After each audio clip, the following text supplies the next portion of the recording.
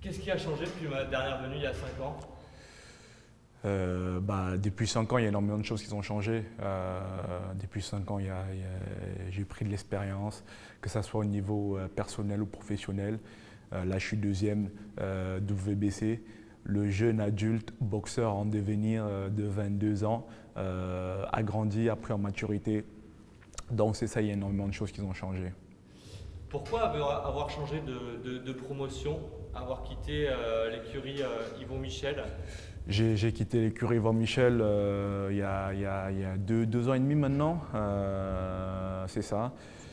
Écoute, on est dans un monde, dans un sport compliqué, dans un sport où il faut être entouré des personnes de confiance, des personnes à qui on peut travailler, je ne dirais pas les yeux fermés là, mais c'est limite un peu ça. Et c'est ce que j'ai trouvé aujourd'hui avec Camille et Ivor Tiger. Et sans oublier Marc et toute l'équipe d'entraînement. C'est vraiment pour ça que j'ai changé pour pouvoir étoffer, mettre des personnes de qualité dans mon entourage et dans mon équipe d'entraînement, équipe de promotion. Ouais, tu sentais que tu progressais pas assez avec Yvon Michel? Tu n'avais pas les combats que tu souhaitais? Non, c'est pas vraiment ça. C'est une question, je pense, c'est une question de vision des choses, une question de vision des choses, de confiance et comme j'ai dit, on est en guerre. Dans la boxe, on est en guerre. Et quand tu vas en guerre, tu as besoin de quelqu'un de confiance à côté, tu as besoin de personnes qui ont la même vision que toi. Et c'est cette vision qu'on avait pu en commun avec Yvon Michel. Tu as changé de promoteur, mais tu as choisi de garder tes coachs avec toi, ton équipe. Pourquoi et comment tu as réussi? Au début, c'était assez facile parce que c'est deux entités différentes. Ces deux entités différentes, tu as la promotion et tu as l'équipe d'entraînement. Et au début, Marc travaillait avec des boxeurs uniquement. Et ensuite, il travaillait avec plusieurs promoteurs qui les confiaient ces boxeurs à Marc. Et c'est ça au début. Au début, je suis venu uniquement au début pour m'entraîner avec Marc. Et ensuite, Marc m'a présenté Yvan Michel ensuite en tant que promoteur. Mais une fois que j'ai plus ou moins connu ou analysé le marché canadien et d'autres marchés d'ailleurs, j'ai pu choisir, changer par la suite avec Ivor Tiger et garder mon équipe d'entraînement. Et aujourd'hui, ça fait ces deux entités différentes, mais ils sont réunis aujourd'hui parce que Marc est devenu vice-président exécutif de Ivor Tiger, ce qui fait en sorte que lui il s'occupe vraiment de repérer les boxeurs, leur signer, leur développer, et c'est ça, leur développer et enchaîner stratégie de carrière par rapport aux adversaires, tout ça. Au début de ta carrière professionnelle, en RMC, on t'a suivi avec Brahim notamment. Quand tu boxais sur nos antennes, tu épatais par ta puissance, par ton énergie, mais on te sentait aussi parfois brouillon sur certains combats. Est-ce que tu es d'accord avec ça? C'est vrai, ça fait partie du parcours. Comme tu l'as dit, qu'est-ce qui a changé entre les 5 ans quand tu le demandais, qu'est-ce qui a changé entre 5 ans aujourd'hui, c'est un peu ça. Au début, j'étais un jeune boxeur, fougueux, c'est ça, et qui voulait tout démolir dans son passage, qui voulait prouver qu'il est le plus fort. Même si aujourd'hui, je veux toujours tout prouver, mais ce qui fait en sorte que j'ai pris en expérience. J'ai étouffé un peu ma technique, je me suis un petit peu calmé un petit peu, même si je n'aurais pas vraiment calmé à 100%, mais j'ai su mettre un peu de patience dans ma boxe, mettre un peu le jab, travailler un peu tous les domaines qui font en sorte que là actuellement je suis prêt pour un championnat du monde. Il y a eu un déclic ou c'est plus une progression petit à petit parce que on a senti qu'aujourd'hui tu construis un peu plus tes KO. Quand est-ce que tu as passé ce cap-là et est-ce qu'il y a eu un déclic? C'est pas forcément une question de déclic, c'est une question de progression. C'est une question de progression, effectivement, parce que quand tu sors du monde amateur, tu es un peu le style amateur. Le style amateur, c'est sur 3 rounds. Ça va très vite, t'enchaînes et tu n'as même pas le temps de t'échauffer que le combat est déjà fini, tu vois. Et c'est ça, quand tu prends maturité, quand tu deviens professionnel, tu passes de prospect à boxeur quasiment challenger obligatoire, ce qui fait en sorte que tu prends de l'expérience. J'ai eu plusieurs combats, je suis rendu à 22 combats maintenant, ce qui fait en sorte que j'ai pu travailler beaucoup de choses, la puissance, la rapidité, la patience, la technique, et ce qui fait en sorte que là, je suis rendu maintenant, c'est vraiment mon activité vraiment continue. Jusqu'à maintenant, j'ai enchaîné quasiment 3-4 combats par an. C'est vraiment l'expérience que j'ai acquis dans le ring et aussi sans oublier le travail de mon équipe qu'ils ont vraiment pu, je dirais, me diriger vers un boxeur spécifique qui travaille bien sur son jab, qui est un peu plus tranquille, qui développe sa boxe et qui va crescendo jusqu'au KO, évidemment. Est-ce qu'on t'a, dernièrement, quand tu as changé de promotion, est-ce qu'on t'a proposé de rentrer définitivement en France? Tu as hésité, pourquoi avoir choisi de rester au Canada? C'est vrai que j'ai hésité, comme beaucoup de personnes pendant la pandémie. J'ai réfléchi énormément, c'est ça, j'ai réfléchi, je me suis remis en question, j'ai remis en question ma carrière. Et pendant la pandémie, j'avais plus de contrat à Montréal, j'attendais ma résidence permanente, ce qui n'était pas encore arrivé. Et c'est vrai que je suis rentré en France pendant 6 mois avec plus ou moins l'idée de rester. Et à l'époque, on était en négociation avec Barry Massoum et RMC. Sans oublier aussi, j'avais des négociations aux États-Unis. À l'époque, j'étais avec le manager Eglis Limas. On commençait plus ou moins notre collaboration. J'envisageais de repartir en France, mais les aléas de la vie.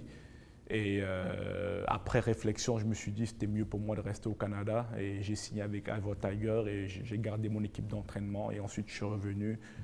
J'ai dû rester 6 mois en France et je suis revenu m'installer définitivement. Et j'avais vraiment l'esprit clair et net que c'est bon, ma vie était ici. Justement, toi, tu as décidé de t'installer définitivement ici. Il y a beaucoup de boxeurs français ou européens qui font des allers-retours aux États-Unis ou au Canada. Ils restent jamais définitivement. Ils font leur camp et ils rentrent en France. Pourquoi toi t'exiler définitivement au Canada de manière permanente? Après, moi ça a été mon choix de vie. Ça a été mon choix de vie. Je dirais c'est plus ou moins une suite logique si on voit un peu mon passé. Je suis franco-camerounais.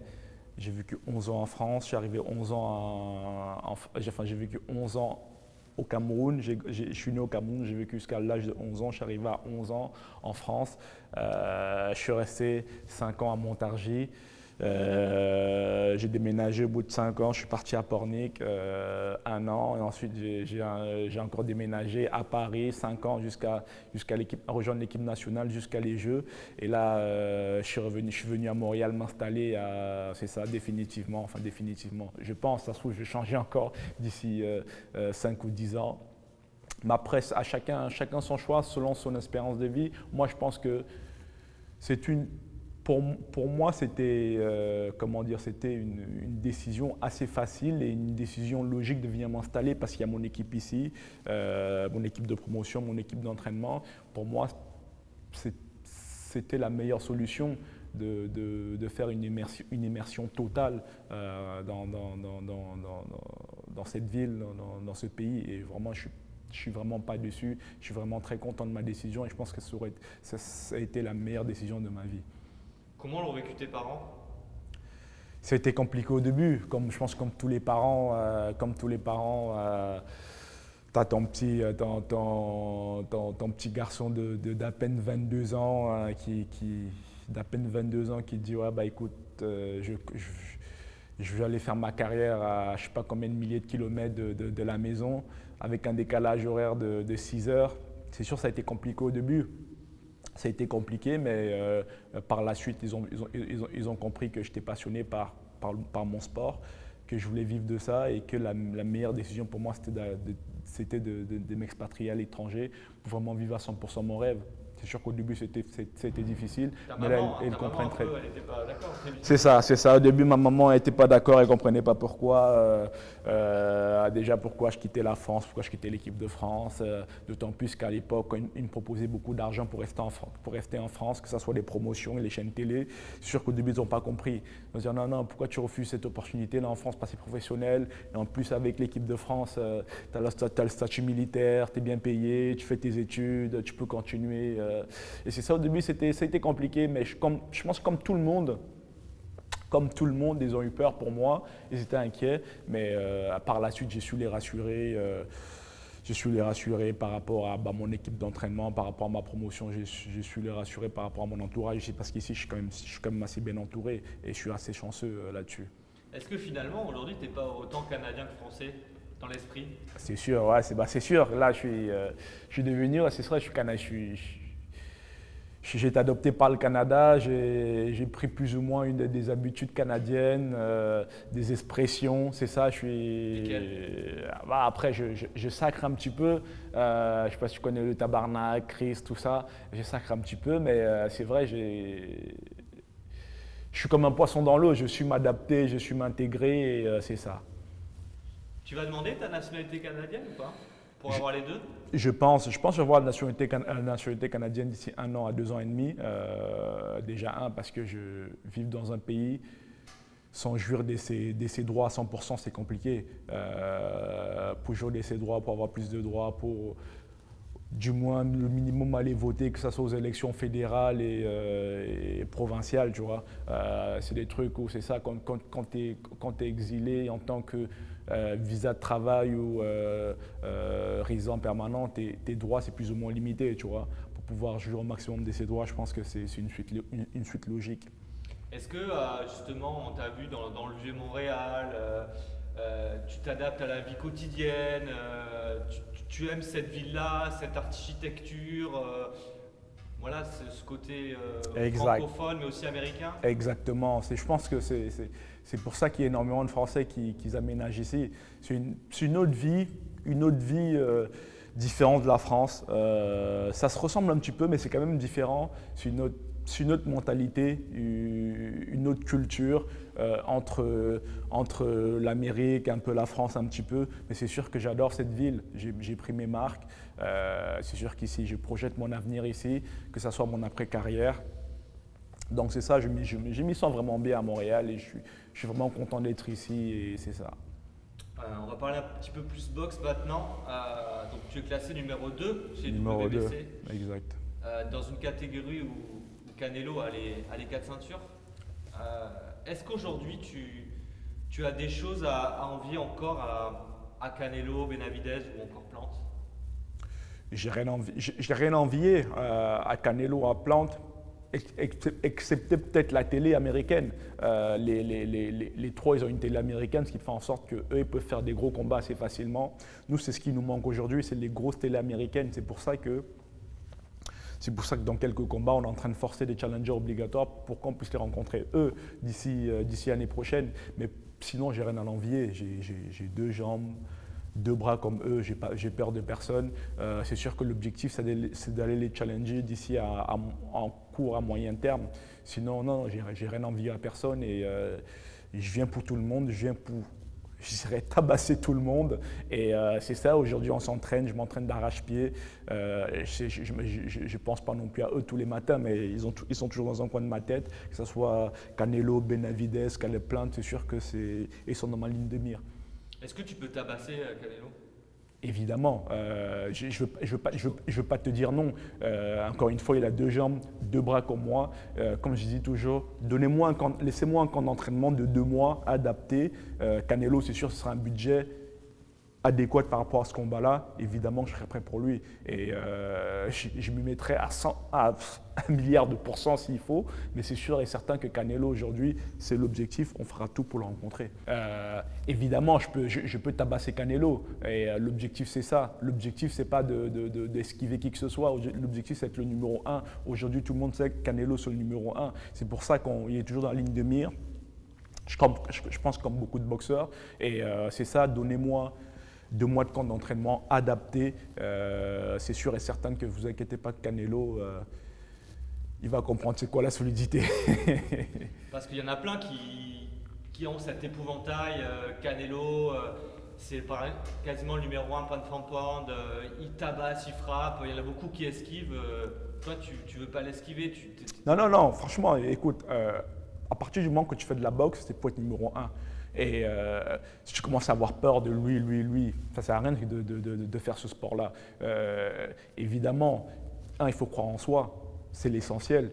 Et de deux, tu sais, Canelo ou je sais pas qui, ou Tyson, je sais pas, c'est une époque, tu fais ce sport-là, tu vas rencontrer tout le monde, tu vois, tu vas être le numéro 1. Enfin, après moi, c'est ma philosophie, je vais être le numéro 1. Je m'entraîne tous les jours pour prouver que je suis le numéro 1, pour monter les échelons, tu vois. Après que ça soit Canelo ou que ça soit une autre personne, moi, je m'en fous. Tant que mes objectifs sont là, tant que j'ai la ceinture et tant que je prouve à tout le monde que je suis le numéro 1 de ma catégorie, peut-être que dans 2, 3 ans, 4 ans, je vais changer de catégorie, tu vois, je ne sais pas. Mais dans tous les cas, aujourd'hui, Canelo, c'est le numéro 1.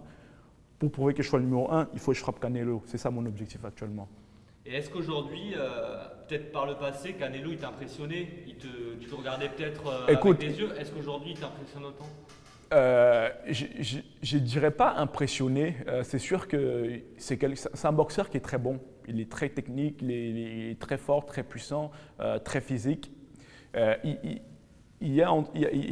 dirais qu'il y a une frontière entre impressionner et reconnaître ses qualités.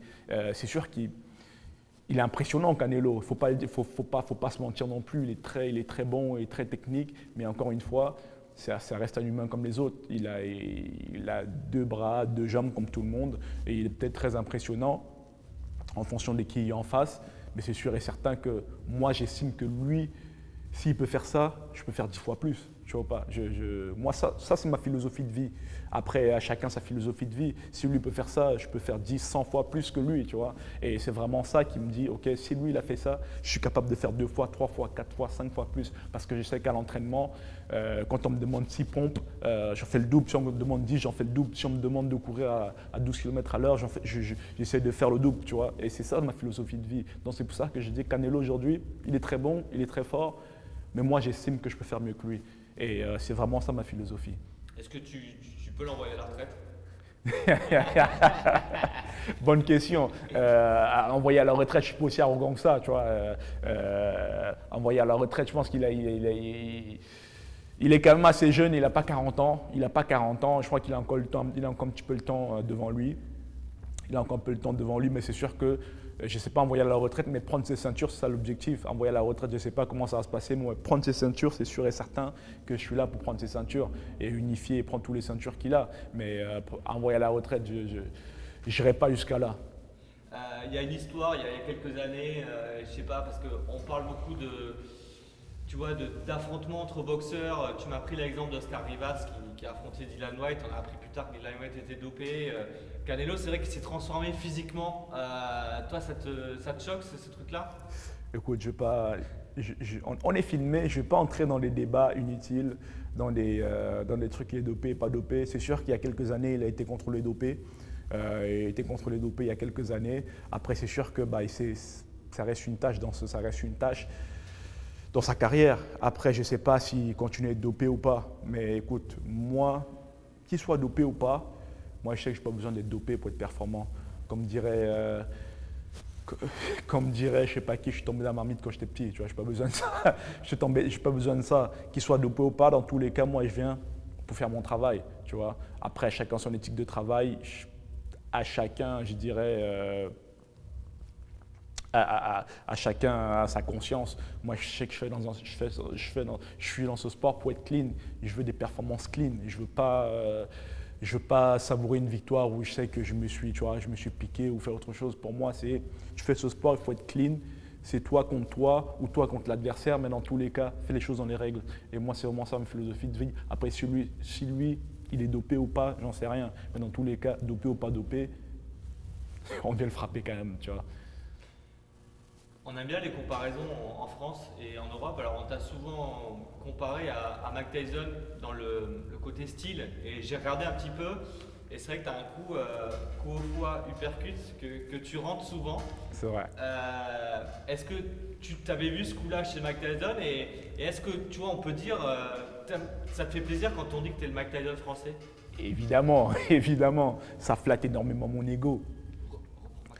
Oui, c'est vrai que lorsqu'on compare mon style avec Mike Tyson, ça flatte énormément mon ego. Et c'est vrai que Pour l'anecdote, quand j'ai commencé la boxe à 15 ans, mes premières leçons, je l'ai appris dans les vidéos de Mike Tyson, ses mouvements, ses uppercuts, ses crochets. Et c'est sûr que ça me flatte toujours lorsqu'on compare à Mike Tyson. Et c'est vrai que j'ai plus ou moins calqué ma boxe sur lui, au moins au début.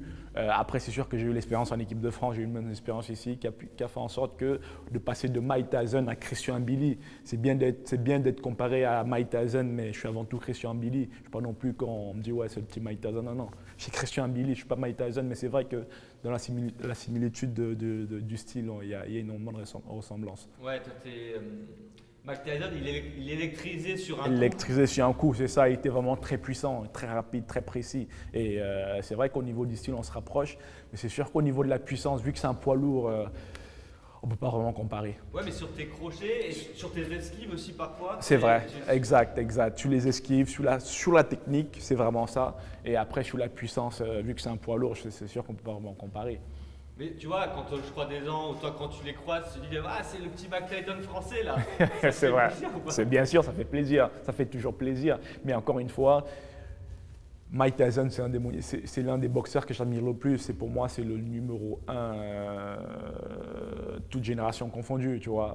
Pour moi personnellement, mais c'est sûr que faut passer en dehors de ça. Tyson, c'est Tyson et Christian Mbili, c'est Christian Mbili. Tyson, il a construit sa légende. Maintenant, c'est à moi de construire ma légende.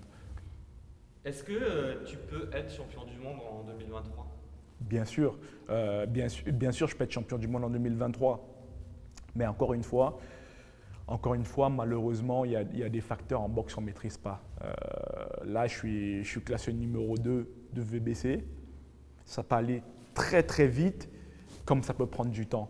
Il y a des facteurs, que ce soit la télé, la promotion, le business, qui font en sorte que tu peux être classé numéro 3 pendant 5 ans ou challenger obligatoire pendant 5 ans et ton combat n'arrive jamais. Malheureusement, il y a des facteurs, je dirais, autour de la boxe qu'on ne maîtrise pas toujours. Mais là, j'ai une équipe opérationnelle, une équipe qui pousse actuellement. Et en plus, actuellement, ils sont à la convention de VBC, mon équipe. Et je pense qu'en 2023, tout peut se passer. Tout peut vraiment se passer. Je pense que là, on est dans une zone assez spéciale, difficile, une zone où tout peut bouger à tout moment. Là, Canelo, il a tous les ceintures, on ne sait pas s'il va laisser les ceintures, il est blessé actuellement, on ne sait pas c'est quand son prochain combat, on ne sait pas s'il veut sa revanche face à Bivol, on ne sait pas s'il va rencontrer Benavidez, on ne sait pas s'il va rencontrer le gagnant entre Benavidez et Caleb Plant. Et je suis dans une zone assez spéciale, c'est pour ça que pour moi, je focus dans ma carrière, je focus à progresser à mon entraînement. On va combat après combat, mais dans tous les cas, tout peut se passer à tout moment actuellement. Et quand tu imagines, tu vois là, cette ceinture WBC, champion du monde, peut-être un jour avec la photo de Christian dessus, ça te fait quoi ? C'est un rêve de gosse C'est un rêve de gosse, c'est un rêve de gosse, c'est sûr, c'est un rêve de gosse. Là, c'est plus un rêve, c'est un objectif. Et c'est sûr que ça me motive encore plus à y penser. Je me dis, j'y suis presque, il ne faut pas le lâcher. Je l'ai à portée de main, mais dans tous les cas, rien n'est fait. Je continue à progresser, je continue à avancer et j'ai toujours la ceinture au coin de ma tête. Mais c'est sûr que ouais, c'est motivant. Je reviens sur l'entraînement d'hier, l'entraînement technique. Je t'avais posé la question après l'entraînement. Aujourd'hui, tu es beaucoup plus dans les petits détails qu'avant, qu'il y a 4 ans quand j'étais venu, où on enchaînait puissance, machin. Là, ton coach me dit ça, Christian. Aujourd'hui, on est sur des petits trucs qui peuvent justement faire la différence dans des combats contre des très gros en fait. C'est ça, exact. On est vraiment là-dedans. C'est pour ça quand je dis au monde qu'on est prêt pour un championnat du monde, tu l'as découvert hier, on travaille pour ça, on est là, on a l'expérience pour ça, on met une stratégie pour ça. Et c'est pour ça la différence entre Christian il y a 5 ans et maintenant, c'est vraiment ce petit détail parce qu'arriver au haut niveau, au grand haut niveau, c'est les petits détails qui font la différence. Tu vois, le seul round que tu as gagné ou le seul round qui a fait la différence, ou c'est vraiment ça, le jab, être précis, contre-attaquer quand il faut, ne pas trop se prendre de coups, esquiver, c'est vraiment là-dessus qu'on est. On est vraiment dans étoffer les petits détails parce que concrètement, arrivé à ce niveau-là, tout le monde est bon, tout le monde est fort. Tout le monde est fort physiquement, tout le monde est fort stratégiquement, tout le monde est fort techniquement. Et c'est vraiment ces petits détails-là qu'on travaille aujourd'hui, qu'il faut travailler régulièrement d'ailleurs pour pouvoir garder cette espérance-là. Mais c'est ça, on y est vraiment et c'est pour ça qu'aujourd'hui je dis qu'on est prêt pour un championnat du monde. Ouais. J'ai écouté quelques interviews et notamment des gens qui me connaissent, ils disent Christian, avec ce côté dangereux, puissant, il a des comptes à régler, comme tout boxeur. C'est quoi tes comptes à régler? Écoute, c'est compliqué.